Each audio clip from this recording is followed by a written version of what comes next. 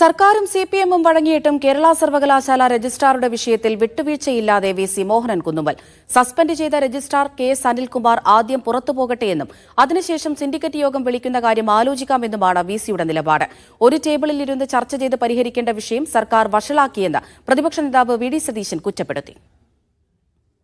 2000-ഓളം degree സർട്ടിഫിക്കറ്റുകൾ വി.സിയുടെ ഒപ്പില്ലാത്തതിനെ തുടർന്ന് നൽകാൻ കഴിയാതിരിക്കുകയും ഭരണപ്രതിസന്ധി സർവകലാശാലയിൽ ഉണ്ടാവുകയും ചെയ്ത പശ്ചാത്തലത്തിലാണ് വി.സിക്ക് മുന്നിൽ വഴങ്ങാൻ തീരുമാനിച്ചതെന്നാണ് സർക്കാർ വിശദീകരണം.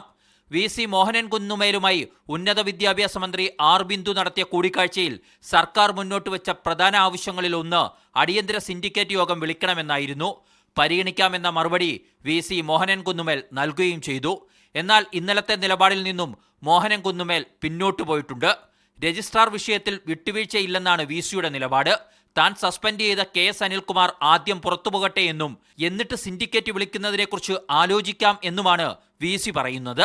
താൽക്കാലിക രജിസ്ട്രാറായി സിസ തോമസ് നിയമിച്ച മിനി കാപ്പന് ചുമതല കൈമാറുകയും ഈ ഫയൽ ആക്സസ് നൽകുകയും വേണം എന്നുമാണ് രാജ്ഭവനുമായി അടുത്ത ബന്ധം പുലർത്തുന്ന മോഹനൻ കുന്നുമലിന്റെ ആവശ്യം. പ്രശ്നം വെറുതെ വഷളാക്കിയതാണെന്നാണ് പ്രതിപക്ഷ ആരോപണം. സെനറ്റ് ഹോൾ വാടകയ്ക്ക് കൊടുത്തൊരു വിഷയമാണ്. അതൊക്കെ 10 മിനിറ്റ് കൊണ്ട് പരിഹരിച്ച് മറ്റ് അക്കാഡമിക് കാര്യങ്ങളിലേക്ക് പോകണം.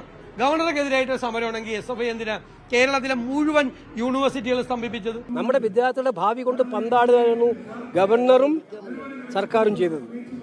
അത് അവസാനിപ്പിക്കാൻ തീരുമാനിച്ചത് നല്ല കാര്യം അവസാനിപ്പിക്കുന്നുണ്ടെങ്കിൽ ഇതൊക്കെ ഒരു അഡ്ജസ്റ്റ്മെന്റ് പോരാട്ടമാണെന്ന് ഞങ്ങൾ പറഞ്ഞിട്ടുണ്ട്.